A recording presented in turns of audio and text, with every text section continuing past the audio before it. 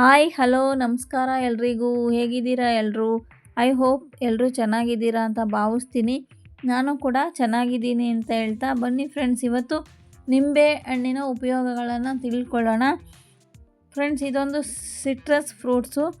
ಇದರ ಗುಣ ಬಂದು ಹುಳಿ ಇರುತ್ತೆ ಮತ್ತು ಇದು ಉಷ್ಣವನ್ನು ಜಾಸ್ತಿ ಮಾಡುತ್ತೆ. ಕೆಲವರು ಹೇಳೋ ಪ್ರಕಾರ ಇದು ದೇಹಕ್ಕೆ ತಂಪು ಕೊಡುತ್ತೆ ಅಂತ ಹೇಳ್ತಾರೆ.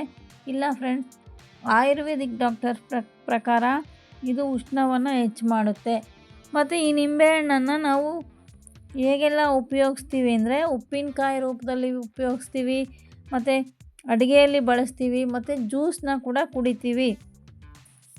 ಬನ್ನಿ, ಈ ನಿಂಬೆಹಣ್ಣಿನ ಉಪಯೋಗ ನಾವು ಬಳಸೋದ್ರಿಂದ ಏನೆಲ್ಲ ನಮಗೆ ಆರೋಗ್ಯದಲ್ಲಿ ಲಾಭ ಸಿಗುತ್ತೆ ಅಂತ ತಿಳ್ಕೊಳ್ಳೋಣ.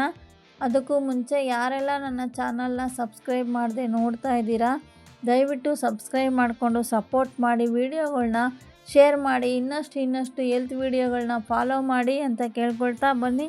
ಈಗ ನಿಂಬೆಹಣ್ಣು ಯಾವ್ಯಾವುದರಲ್ಲಿ ನಮಗೆ ಉಪಯೋಗ ಆಗುತ್ತೆ ಅಂತ ತಿಳ್ಕೊಳ್ಳೋಣ.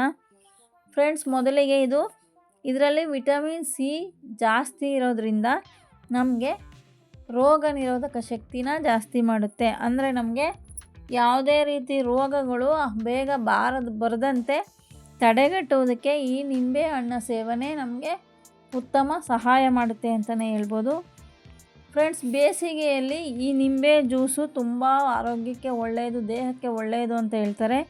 ಇದು ಬೇಸಿಗೆಯಲ್ಲಿ ಬರುವ ಬಿಸಿಲಿನ ಬೇಗೆಯನ್ನು ಮತ್ತು ದೇಹದ ದಣಿವನ್ನು ನಿವಾರಿಸೋದಕ್ಕೂ ಕೂಡ ಈ ನಿಂಬೆಹಣ್ಣಿನ ಜ್ಯೂಸು ನಮಗೆ ಸಹಾಯ ಮಾಡುತ್ತದೆ. ಫ್ರೆಂಡ್ಸ್, ಇದರಲ್ಲಿ ಪೊಟ್ಯಾಷಿಯಮ್ ಜಾಸ್ತಿ ಇರುತ್ತದೆ, ಸೊ ದಟ್ ಇದು ತುಂಬ ಒಳ್ಳೆಯದು ಅಂತ ಹೇಳ್ತಾರೆ. ಫ್ರೆಂಡ್ಸ್, ಈ ನಿಂಬೆಹಣ್ಣು ನಮಗೆ ವೆಯ್ಟ್ ಲಾಸ್ಗೂ ಸಹಾಯ ಮಾಡುತ್ತೆ.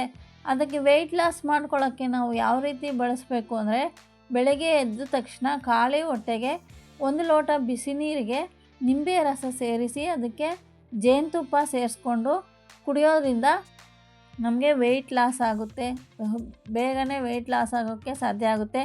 ಇದನ್ನು 1-2 ದಿನ ಮಾಡೋದ್ರಾಗಲ್ಲ, ಕಂಟಿನ್ಯೂಯಸ್ ಆಗಿ ಈ ಪ್ರಯೋಗನ ಮಾಡ್ತಾ ಇರಬೇಕು. ನಮಗೆ ಎಷ್ಟು ವೆಯ್ಟ್ ಲಾಸ್ ಆಗಬೇಕು ಅಂದ್ಕೊಂಡಿರ್ತೀವಿ ಆ ಗೋಲ್ನ ರೀಚ್ ಆಗೋವರೆಗೂ ಈ ಪ್ರಯೋಗನ ನಾವು ಮಾಡ್ತಾ ಇರಬೇಕಾಗುತ್ತೆ ಫ್ರೆಂಡ್ಸ್. ಮತ್ತು ಇದು ನಮ್ಮ ಸ್ಕಿನ್ಗೂ ತುಂಬ ಒಳ್ಳೆಯದು. ಅಂದರೆ ನಮ್ಮ ಸ್ಕಿನ್ನು ಗ್ಲೋ ಬರೋದಕ್ಕೆ, ಅಂದರೆ ನಮ್ಮ ಸ್ಕಿನ್ ಚೆನ್ನಾಗಿ ಆಗೋದಕ್ಕೆ, ಗ್ಲೋ ಬರೋದಕ್ಕೆ, ಮತ್ತು ಸ್ಕಿನ್ ಸಮಸ್ಯೆಗಳು ದೂರ ಆಗೋದಕ್ಕೆ, ಮತ್ತು ನಮಗೆ ರಿಂಕಲ್ಸ್ ಬರುತ್ತಲ್ಲ, ಆ ರಿಂಕಲ್ಸ್ನೂ ಸಹ ಈ ನಿಂಬೆಹಣ್ಣು ನಮಗೆ ಹೋಗ್ಲಾಡಿಸುತ್ತೆ ಅಂತ ನಾವು ಹೇಳ್ಬೋದು. ಏಕೆಂದರೆ ನಾವು ಒಂದು ಪ್ಯಾಕ್ ಮಾಡಿಕೊಂಡು ಮುಖಕ್ಕೆ ಲೇಪನ ಮಾಡ್ಕೋಬೇಕಾಗುತ್ತೆ. ಒಂದು ಕಡಲೆ ಹಿಟ್ಟು ಜೊತೆಗೆ ನಿಂಬೆ ರಸ ಮತ್ತು ಜೇನುತುಪ್ಪ ಇಷ್ಟನ್ನು ಪೇಸ್ಟ್ ಮಾಡಿ ನಾವು ಮುಖಕ್ಕೆ ಅಪ್ಲೈ ಮಾಡಿಕೊಂಡು ಅರ್ಧ ಗಂಟೆ ಬಿಟ್ಟು ಮುಖವನ್ನು ತೊಳೆಯೋದ್ರಿಂದ ನಮ್ಮ ಸ್ಕಿನ್ನು ಟೈಟ್ ಆಗೋದ್ರ ಜೊತೆಗೆ ನಮಗೆ ಗ್ಲೋ ಬರೋದ್ರ ಜೊತೆಗೆ ಆ ರಿಂಕಲ್ಸ್ ಕೂಡ ನಮಗೆ ಕಡಿಮೆ ಆಗುತ್ತೆ ಅಂತಲೇ ಹೇಳ್ಬೋದು.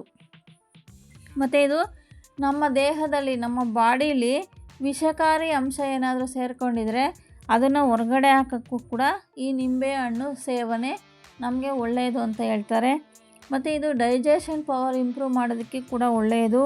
ಸೋಂಕು ಯಾವುದಾದ್ರೂ ನಮಗೆ ಸೋಂಕು ಬಂದರೆ ಅದನ್ನು ತಡೆಗಟ್ಟೋಕ್ಕೂ ಕೂಡ ಸಹಾಯ ಮಾಡುತ್ತೆ. ಪಿತ್ತವನ್ನು ಶಮನ ಮಾಡೋ ಗುಣ ಈ ನಿಂಬೆಹಣ್ಣಿಗಿದೆ.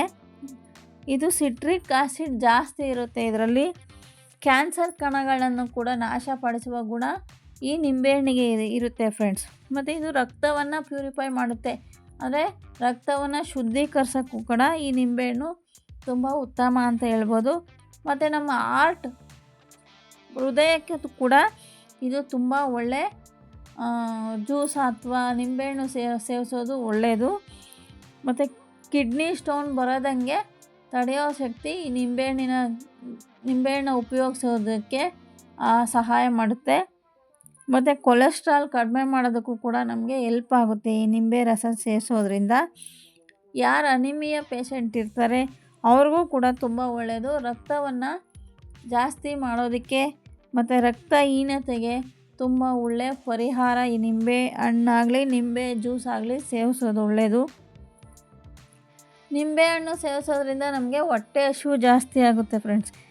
ಯಾರಿಗೆಲ್ಲ ಹೊಟ್ಟೆ ಹಸಿವಾಗೋದಿಲ್ಲ ಅವರು ಪ್ರತಿದಿನ ನಿಂಬೆಹಣ್ಣು ಬಳಸೋದ್ರಿಂದ ಹಸಿವು ಜಾಸ್ತಿ ಆಗಿ ಊಟ ಅವರು ಮಾಡೋದಕ್ಕೆ ಸಹಾಯ ಆಗುತ್ತೆ. ಯಾರಿಗೆ ಹೊಟ್ಟೆ ಉಬ್ಬರ, ಅಸಿಡಿಟಿ, ಒಳಿತೆ ಈ ಥರ ಗ್ಯಾಸ್ಟ್ರಿಕ್ ಪ್ರಾಬ್ಲಮ್ ಇದ್ದರೆ ಆ ಗ್ಯಾಸ್ಟ್ರಿಕ್ನ ಕಡಿಮೆ ಮಾಡೋದಕ್ಕೂ ಕೂಡ ನಿಂಬೆ ರಸ ಅಥವಾ ನಿಂಬೆ ಹಣ್ಣಿನ ಸೇವನೆ ಉತ್ತಮವಾಗಿರುತ್ತೆ ಅಂತಲೇ ಹೇಳ್ಬೋದು. ನಿಂಬೆ ರಸ ತಗೊಳ್ಳೋದ್ರಿಂದ ಬೇಗ ಎನರ್ಜಿ ಬರುತ್ತೆ ನಮಗೆ. ಬಾಡಿಗೆ ಸುಸ್ತಾದಾಗ ನಾವು ಒಂದು ಲೋಟ ನಿಂಬೆ ಪಾನಕವನ್ನು ಬೆಲ್ಲ ಅಥವಾ ಸಕ್ಕರೆ ಸೇರಿಸಿ ಕುಡಿಯೋದ್ರಿಂದ ನಮಗೆ ಬೇಗ ಎನರ್ಜಿ ಸಿಗುತ್ತೆ ನಮ್ಮ ಬಾಡಿಗೆ. ಮತ್ತು ಮುಖದ ಕಾಂತಿನೂ ಕೂಡ ಹೆಚ್ಚಾಗುತ್ತೆ ಈ ನಿಂಬೆಹಣ್ಣಿನ ಸೇವನೆಯಿಂದ.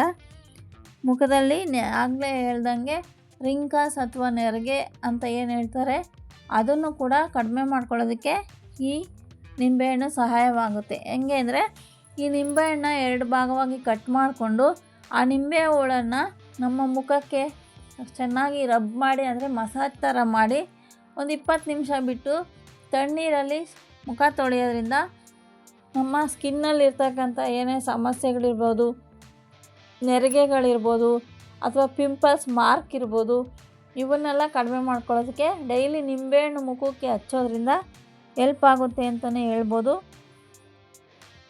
ಮತ್ತು ಕೂದಲಿಗೆ ಇದನ್ನು ಹೇಗೆ ಇದು ಮಾಡ್ಕೊಳ್ಳೋದು ಅಂದರೆ ನಿಂಬೆ ರಸಕ್ಕೆ ಮೊಸರು ಸೇರಿಸಿ ತಲೆಗೆ ಹಚ್ಚಿ 30 ನಿಮಿಷ ಬಿಟ್ಟು ನಾವು ಸ್ನಾನ ಮಾಡೋದ್ರಿಂದ ತಲೆಯಲ್ಲಿ ಒಟ್ಟು ನಿವಾರಣೆ ಆಗುತ್ತೆ. ಮತ್ತು ತಲೆಯ ಕೂದಲಿಗೆ ಹೊಳಪು ಬರುತ್ತೆ. ಮತ್ತು ಕೂದಲು ತುಂಡಾಗೋದು ಕಡಿಮೆ ಆಗುತ್ತೆ. ಇಷ್ಟೆಲ್ಲ ಕೂದಲಿನ ಸಮಸ್ಯೆನೂ ಕೂಡ ಕಡಿಮೆ ಆಗುತ್ತೆ ಫ್ರೆಂಡ್ಸ್. ಮತ್ತು ಈ ನಿಂಬೆಹಣ್ಣು ನಾವು ಉಪ್ಪಿನಕಾಯಿ ರೂಪದಲ್ಲಿ ಸೇವಿಸ್ತೀವಿ, ಜ್ಯೂಸ್ನ ಮಾಡಿಕೊಂಡು ಕುಡಿತೀವಿ, ಮತ್ತು ಅಡುಗೆಯಲ್ಲಿ ಈ ಚಿತ್ರಾನ್ನ ಇಂಥ ಪದಾರ್ಥಗಳಿಗೆ ಹಾಕ್ಕೊಂಡು ಸೇವಿಸ್ತೀವಿ. ನೀವು ಹೇಗೆ ನಿಂಬೆಹಣ್ಣನ್ನು ಸೇವಿಸಿ ಬೆನಿಫಿಟ್ಸ್ ಮಾತ್ರ ಒಂದೇ ಇರುತ್ತೆ ಅಂತ ಹೇಳ್ತೀನಿ. ನೋಡಿದ್ರಲ್ಲ, ನಿಂಬೆಹಣ್ಣು ನಮ್ಮ ಆರೋಗ್ಯದಲ್ಲಿ ತುಂಬ ಪ್ರಮುಖವಾದ ಪಾತ್ರವನ್ನು ವಹಿಸುತ್ತೆ ಅಂತ ಹೇಳ್ಬೋದು. ತುಂಬ ಉಪಯೋಗಗಳು ಇವೆ ಅಂತಲೂ ಹೇಳ್ಬೋದು.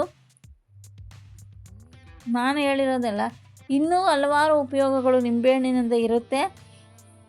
ಈಗ ನಾನು ಈ ವಿಡಿಯೋಗೆ ಎಷ್ಟು ಬೇಕೋ ಅಷ್ಟು ಹೇಳಿದ್ದೀನಿ. ದಯವಿಟ್ಟು ನಿಂಬೆಹಣ್ಣನ್ನು ಡೈಲಿ ಉಪಯೋಗಿಸಿ. ಇದೇನು ಕಡಿಮೆ ರೇಟ್ಗೆ ಸಿಗೋವಂಥ ಹಣ್ಣು ಫ್ರೆಂಡ್ಸ್. ಇದೆಲ್ಲ ದುಬಾರಿ ಏನಲ್ಲ ನಿಂಬೆಹಣ್ಣು. ಒಂದು ನಿಂಬೆಹಣ್ಣಿಗೆ ಕನಿಷ್ಠ ಅಂದರೆ 5ರಿಂದ 6 ರೂಪಾಯಿ ಇರುತ್ತೆ ಅಷ್ಟೇ. ನಾವು ನಿಂಬೆಹಣ್ಣನ್ನು ಯಥೇಚ್ಛವಾಗಿ ಸೇವಿಸ್ಬೋದು ಅಂತಲೇ ಹೇಳ್ಬೋದು. ನೋಡಿದ್ರಲ್ಲ ಫ್ರೆಂಡ್ಸ್, ಈ ಇನ್ಫಾರ್ಮೇಷನ್ ನಿಮಗೆ ಇಷ್ಟ ಆಗಿದೆ ಅಂತ ಅಂದ್ಕೊಂಡಿದ್ದೀನಿ. ಇಷ್ಟ ಆಗಿದರೆ ದಯವಿಟ್ಟು ವಿಡಿಯೋಗೆ ಲೈಕ್ ಮಾಡಿ, ಸಬ್ಸ್ಕ್ರೈಬ್ ಮಾಡಿಕೊಂಡು ಸಪೋರ್ಟ್ ಮಾಡಿ. ಇನ್ನಷ್ಟು ನನ್ನ ಹೆಲ್ತ್ ವಿಡಿಯೋಗಳಿಗಾಗಿ ವಿಡಿಯೋಗಳನ್ನ ಫಾಲೋ ಮಾಡಿ ಅಂತ ಕೇಳ್ಕೊಳ್ತಾ, ನಿಮ್ಮ ಸಪೋರ್ಟು ನಮಗೆ ತುಂಬ ಮುಖ್ಯ ಅಂತ ಹೇಳ್ತಾ ಇಲ್ಲಿಗೆ ಈ ವಿಡಿಯೋನ ಎಂಡ್ ಮಾಡ್ತಾಯಿದ್ದೀನಿ. Thank you for watching.